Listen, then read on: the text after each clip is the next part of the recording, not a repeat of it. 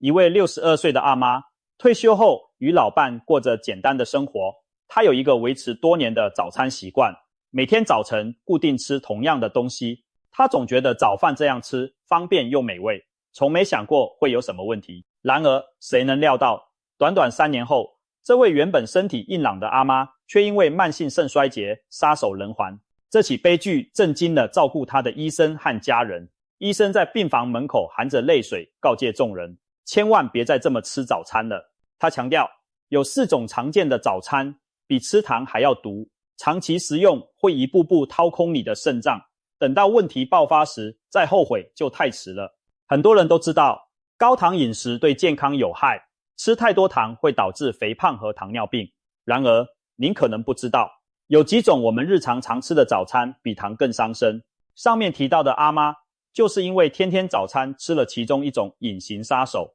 结果3年内肾脏严重受损。事实上，肾脏是很沉默的器官。俗话说，肾脏是个哑巴，当它受损到一半以上时，你可能都还没有明显症状。一旦出现明显不适，往往已经到了肾功能衰退晚期，不得不面临洗肾的风险。据统计，在台湾平均每10个人中就有1人罹患某种程度的慢性肾脏病，但超过90%的患者早期毫无察觉，等到发现时，肾脏功能可能已流失大半。注：肾病警讯常被总结为泡水高贫倦、出现泡泡尿、水肿、血压高、贫血、疲倦等症状。因此，预防胜于治疗，我们一定要及早远离那些伤肾的饮食习惯。现在就让我们看看哪4种早餐被医生点名为比糖还毒，正在无声无息地伤害你的肾。第一种就是高盐早餐。所谓高盐早餐，指的是早餐摄入钠含量特别高的食物。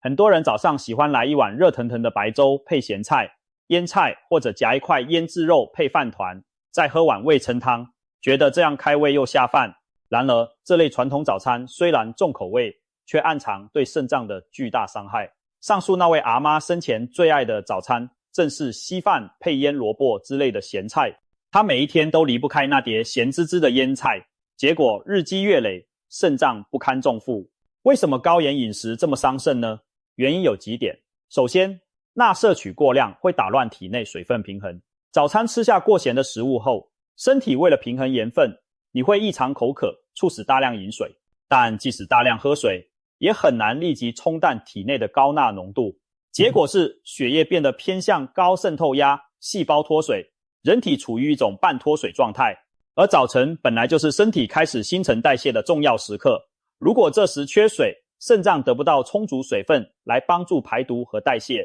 工作负担就会加重。长期早上吃得太咸，体内反复经历脱水又灌水，肾脏细胞在这种环境下反复拉扯，损伤在所难免。其次，高盐早餐往往伴随高血压风险，钠盐摄入多会导致血压上升。大家都知道，高血压被称为沉默的杀手，不仅伤害心血管，也会直接伤害肾脏的微血管。肾脏里的肾小球就像精密的过滤网，需要稳定的血压来正常工作。但长期高血压会让肾小球的微血管承受过大的压力，导致硬化破损。就好比水管里压力太大，时间久了管壁会破裂渗漏一样。一旦肾小球受损，肾脏过滤废物的能力就会下降，毒素和多余水分无法正常排出，形成恶性循环。许多慢性肾衰竭患者一开始就是因为常年口味重，吃太咸，逐渐引发高血压，进而肾功能受损。再者，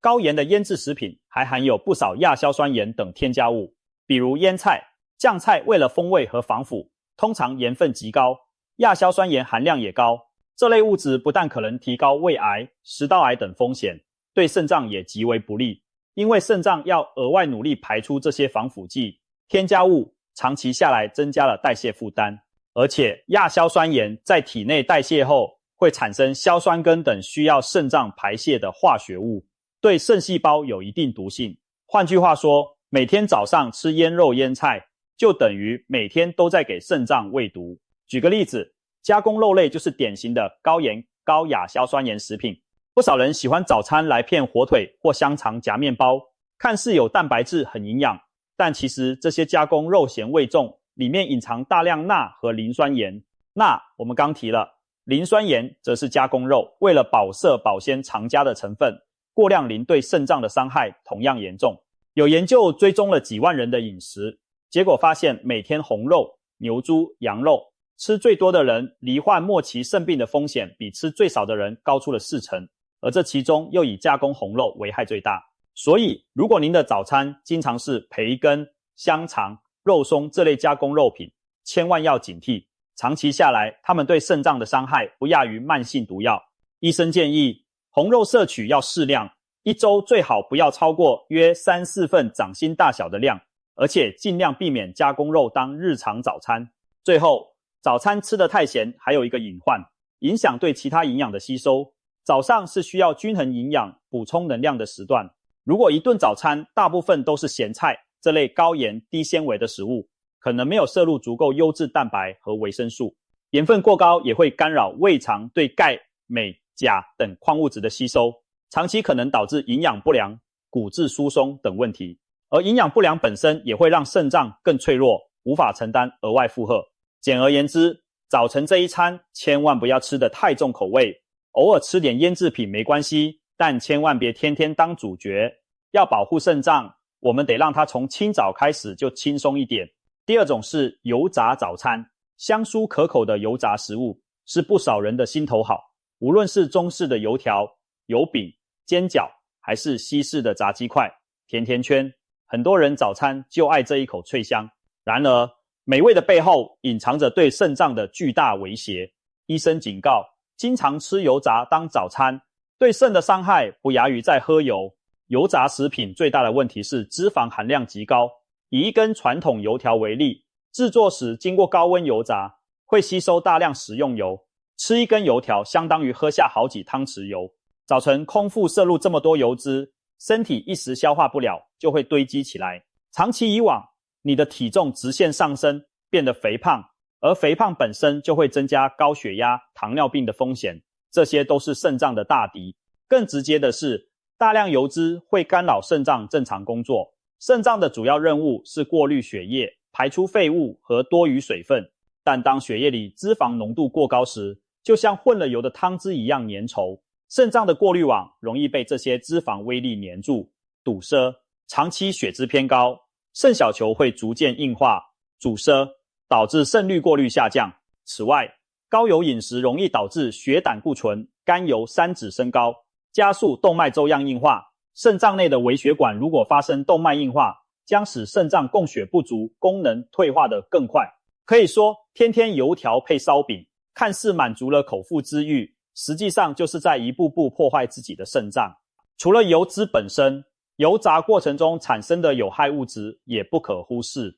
食物经高温油炸会产生丙烯酰胺等致癌物和氧化产物，这些对肾脏都有毒性。如果早餐店的油反复使用，质量不佳，还可能含有劣质反式脂肪，更加剧对肾脏和心血管的伤害。更令人担忧的是，某些不销商家为了让油条酥脆，会在面团中添加含铝的泡打粉。长期摄入过量的铝可能损伤中枢神经，并累积在肾脏，诱发肾功能衰退，甚至引发失智症。因此，每天用油炸食物打发早餐，其实等于每天给肾脏下毒。日子久了，肾脏健康肯定亮红灯。难道我们以后都不能碰油条、煎饼了吗？其实也不必走极端，偶尔解馋吃一次问题不大，但绝不能天天吃，凭着吃。如果特别喜欢这些油香滋味，可以试着用更健康的烹调方式来替代，例如把面团改用烘烤而非油炸，照样可以做出面包、烤饼类的食物。喜欢酥脆口感，可以用烤箱或气炸锅代替油锅，减少用油量。再比如，把喜欢的油炸鸡柳换成水煮蛋或水煮玉米，搭配全麦吐司，也能吃饱又有营养。总之，千万别让自己的肾每天泡在油里，尽量选择清淡低油的早餐，让肾脏减轻负担地开始新的一天。第三种要警惕的是高糖早餐。我们都知道糖吃多了对身体不好，但早上很多人还是爱来点甜的，比如松饼淋蜂蜜，果酱涂厚厚一层的吐司，松软香甜的奶酥面包，再配上一杯甜奶茶或手摇饮料，开始一天。这些吃下去心情虽好，然而长期如此，肾脏可受不了。高糖早餐的第一个危害就是导致血糖骤升骤降。早上空腹吃下大量精制糖分，血糖会快速飙高。为了把血糖压下来，胰脏不得不大量分泌胰岛素，结果1-2个小时后，血糖又会因为胰岛素作用过猛而快速降低。很多人早上吃了甜甜的包子、蛋糕，一开始很有劲，过没多久就精神不济，昏昏欲睡，就是因为血糖大起大落，造成回落性低血糖。这种情况下，人往往又会想再吃甜食补充能量，于是进入恶性循环。长此以往，身体对胰岛素越来越不敏感，胰岛素阻抗问题出现了，也就是糖尿病的前兆。相信大家都清楚，糖尿病是肾衰竭最主要的元凶之一。高血糖状态会损伤全身的血管，尤其是肾脏的微血管。糖尿病患者的肾小球经常处于过度滤过状态，时间一长就会硬化坏死，这就是糖尿病肾病。在台湾、香港等地的洗肾病人中，将近一半是因糖尿病导致的肾衰竭。所以如果每天早餐都是甜食、高糖、高风险的生活方式，很可能把你推向糖尿病的不归路。绕远来说，就是把肾脏推向绝境。高糖早餐除了甜甜圈、蛋糕、糖浆、麦片这些明显的甜食外，有些隐藏的糖分也要小心。例如很多人喝的市售瓶装奶茶、早餐店红茶，含糖量惊人，一杯看似平常的奶茶可能含有超过8块方糖的糖分。如果天天早餐来一杯全糖奶茶配菠萝面包，那摄入的糖简直爆表，不仅造成肥胖，还会让血脂异常、尿酸升高，进一步伤害肾脏。再如果酱，鲜艳好看的果酱很多糖分极高，有的廉价果酱甚至加入了人工香精、色素和塑化剂来增稠增色，完全是对身体百害无一利。拿这种果酱涂面包当早餐，看似吃了水果，其实吃进大把糖和化学添加物，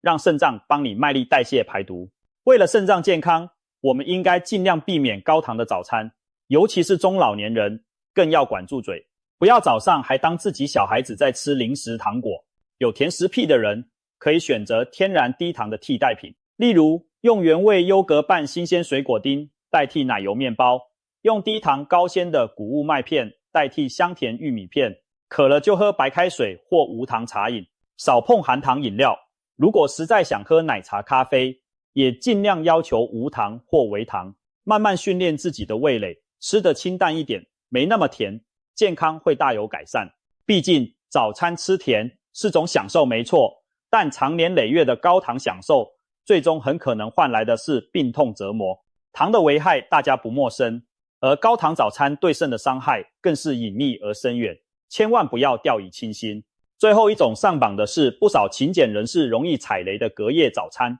所谓隔夜早餐，就是把前一天晚上剩下的饭菜留到第二天当早餐吃。许多人不舍得浪费食物，觉得隔夜菜热一热还是很好吃，尤其独居的长辈，常常晚餐煮多了，隔天早上继续吃剩饭剩菜。表面上看似节约，其实这样的习惯非常伤身，对肾脏也有潜在危害。首先，隔夜的食物营养价值大大降低，经过一整夜存放，不管是在室温下还是冰箱里，食物中的维生素大部分流失殆尽，某些怕冷怕热的营养素，比如部分酵素、植化素也被破坏。早饭本该补充新鲜的营养，结果吃的是营养剩菜，身体得不到足够维生素和抗氧化物质，久而久之，抵抗力会变差，器官的自我修复能力也下降。肾脏作为高代谢器官，需要各种维生素参与代谢和修复。如果长期缺乏维生素供应，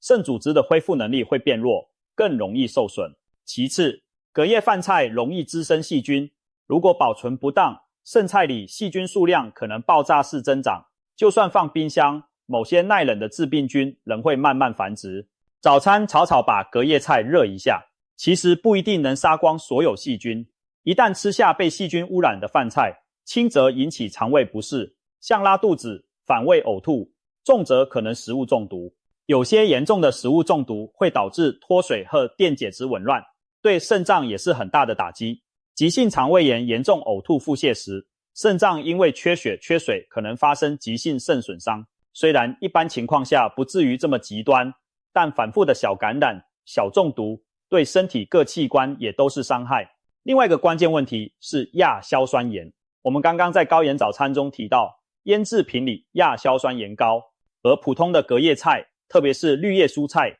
硝酸盐含量高的食物，在存放过程中也会转化产生亚硝酸盐。炒青菜放了一夜，再热来吃，其中的亚硝酸盐含量往往比新鲜时高出数倍。亚硝酸盐在体内可能形成致癌的亚硝胺，长期吃隔夜菜被认为有增加胃癌、食道癌风险的可能。虽然偶尔吃一次隔夜菜不至于马上致癌，但毒素会日积月累。肾脏每天都要过滤血液，清除体内毒素。如果我们不断往身体里送入亚硝酸盐等有害物质，肾脏不但超负荷工作，本身也会受到这些毒物的侵蚀。尤其是本来肾功能就不好的朋友，隔夜菜真的是雪上加霜，加速肾衰竭的隐形推手之一。最后从口感和饮食品质上讲，隔夜饭菜往往变味走样，隔夜的饭可能变硬发酸，汤品可能油水分离，青菜叶子发黄软烂。早上吃这样的食物，其实并不能让人愉快的开始一天，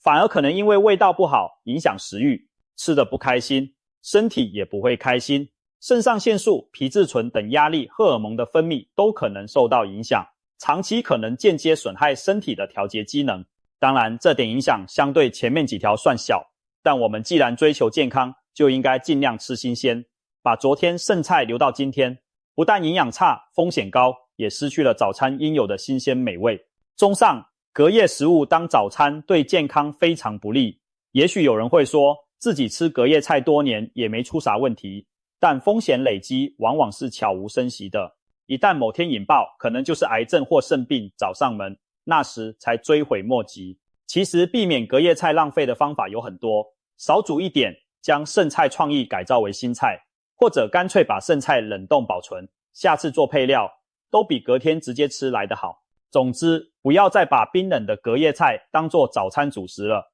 您的肾脏会感谢您。说了这么多不该吃的，那早餐到底该怎么吃才养肾呢？其实原则很简单，低盐、低油、低糖，营养均衡。我们可以选择一些健康又美味的早餐组合，既满足口腹之欲，又不会伤害肾脏。例如，来一碗热腾腾的燕麦粥，加入牛奶和水果，富含纤维和维生素，帮助肠胃蠕动，减轻肾脏负担。或者吃水煮蛋搭配全麦吐司和无糖豆浆，优质蛋白质和谷物提供稳定能量，鸡蛋的营养更有助于修复身体组织。再比如蒸地瓜或南瓜当主食，配点清炒时蔬，喝一杯温开水，也是营养满分且低负担的选择。总之，早餐尽量以天然食材为主，少用加工调味料，烹调方式以蒸、煮、烫、烤为佳，避免油炸和过多糖盐。也许有人要问，那我偶尔想吃点油条，喝碗甜豆浆解馋，可以吗？其实偶一为之是可以的。饮食养生重在长期习惯，不是说你一口油条下去，肾就坏了。但是我们绝不能让不健康的早餐成为日常。回想一下，本文提到的4种早餐，地雷、高盐、腌制、油炸食物、高糖甜食、隔夜菜肴，您是不是也常常中招呢？如果是，那真的要引起重视了。肾脏病往往是长年累月饮食不当堆出来的，等到问题明显时，往往为时已晚。保护肾脏要从每一天的早餐开始。或许改掉长期的饮食癖好不容易，但为了自己的健康着想，请您务必严格要求自己。最后，再让我们记住开头那位阿妈的教训，她以为每天早上吃点咸菜配稀饭没什么大不了，但3年后的悲剧结局给所有人敲响了警钟。千万别等到躺在病床上插满管子，才想起后悔当初的一顿顿早餐。现在开始就远离那4种比糖还毒的危险早餐，选择科学健康的饮食习惯，让我们好好爱惜自己的肾脏，每天为它提供清淡营养的早餐，就是给自己未来的健康多一重保障。记住，早餐吃得对，肾脏不遭罪；早餐若吃错，再补救恐晚矣。从今天起，和不良早餐习惯说再见。为了长长久久的健康人生，这点改变非常值得。